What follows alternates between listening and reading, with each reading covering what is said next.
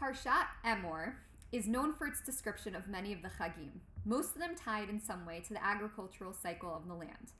In Perek Chaf Gimel, Pasuk Chaf Bet, the Torah mentions that when a person is concerned with the harvest of his field, around the time of the Omer sacrifice and shortly before Shavuot, he needs to be mindful to leave a portion of the produce to be collected by the poor and the strangers in his community. Ubekutzrechem ekitzir artzachem, lo techale pa'at tzadcha bekutzracha, veleket kitzircha lo telaket, la'ani v'lager ta'azov otam, ani Adonai Elohechem.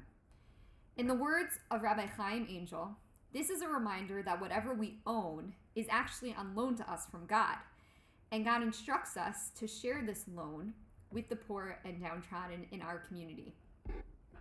The Talmud in Masechet Yevamot, Daf Mem Zayin Amud Aleph, connects this important directive to the set of directives given to a non-Jew who wants to convert to Judaism. First, we tell the potential convert that Jews are subjected to particular oppression within society.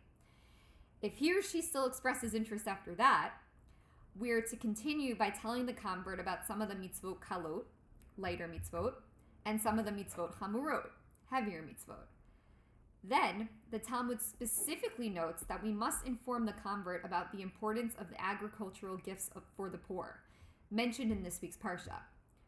Only after that point are we supposed to tell the convert about the punishments for violating the mitzvot, like when one eats forbidden food or violates the laws of Shabbat.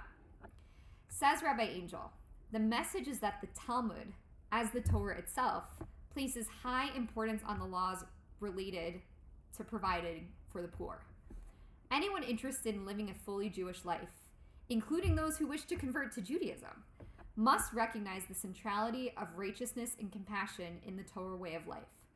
We are not only to observe the ritual commandments, we are to become fine, moral, caring human beings living in the presence of God.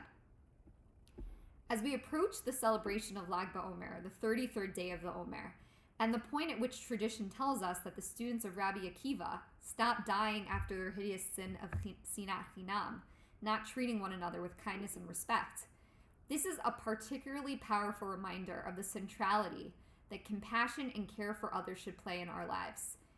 It is not only part and parcel of the Jewish practice that we keep, in many ways it is the core of that practice. To be a good Jew is to be a good person. And to be a member of the Ramaz community is to hold that value especially close and dear to our hearts. Shabbat Shalom.